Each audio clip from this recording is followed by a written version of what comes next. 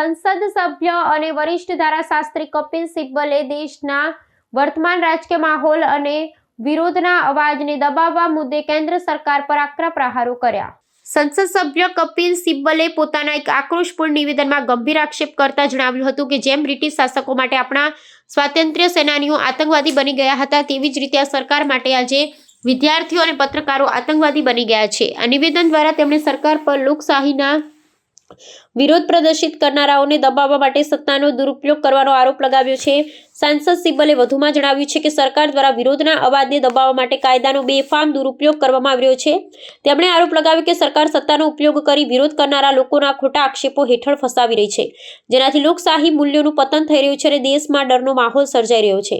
વરિષ્ઠ ધારાશાસ્ત્રી તરીકે તેમણે કાયદાકીય પ્રક્રિયાનો દુરુપયોગ પર ભાર મૂકી જણાવ્યું કે સત્તાધીશો દ્વારા બંધારણીય સિદ્ધાંતોનું ઉલ્લંઘન થઈ રહ્યું છે। વરિષ્ઠ સાંસદ દ્વારા કરવામાં આવેલા આક્રોશપૂર્ણ નિવેદનથી દેશના રાજકીય માહોલમાં ગરમાવો આવ્યા છે। તેમના આ આક્ષેપ લોકશાહીમાં પાણી, સ્વાતંત્ર્ય, વિરોધનો અધિકાર અને પત્રકારત્વની સ્વતંત્રતા જેવા પાયાના મુદ્દાઓ પર ગંભીર ચર્ચા જગાવી છે।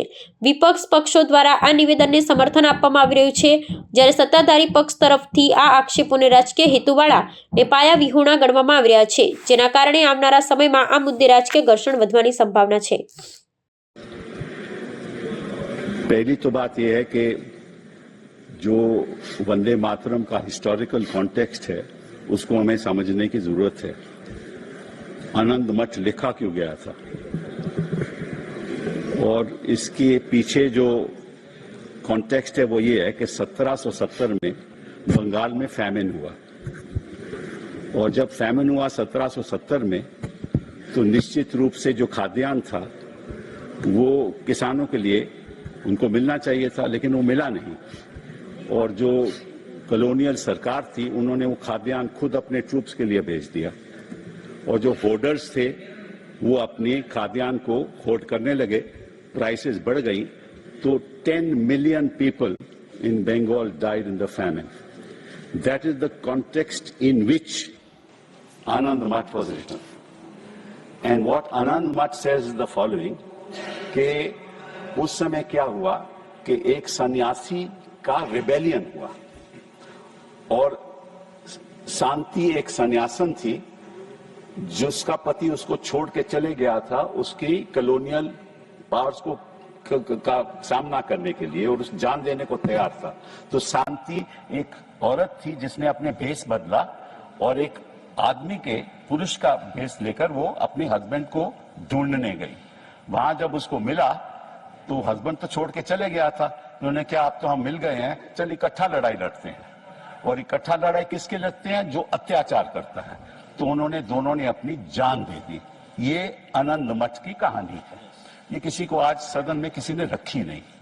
इसके पीछे भेद क्या है कि मातृभूमि की रक्षा करना तो हमारा कर्तव्य है ही, लेकिन एक दूसरा कर्तव्य भी है जिसके बारे में किसी ने कुछ नहीं कहा। वो ये है कि जहां जहां अत्याचार होगा वहां हम विरोध करेंगे। असली आनंद मठ का मतलब ये है, कोई भी अत्याचारी हो, जो अत्याचारी है वो तो वंदे मातरम की बात नहीं कर सकता।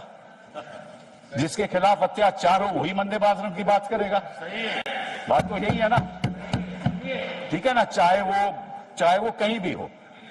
और मैं आपको एक और बात बताऊं, बड़ी इंटरेस्टिंग बात है कि एक अंग्रेज था हेनरी क्रेक, 1937 में उसने ये बोला, जो हमारे स्वतंत्र सेनानी थे उनके बारे में ये बोले Vande Mataram has been literally the war cry of the terrorists. क्या मतलब था कि जो वहां लड़ाई लड़ रहे थे कॉलोनियल पावर के खिलाफ, उनको टेररिस्ट बुलाया गया। क्यों बुलाया गया? क्योंकि वो अपने हकों के लिए लड़ रहे थे, इसीलिए बुलाया गया ना।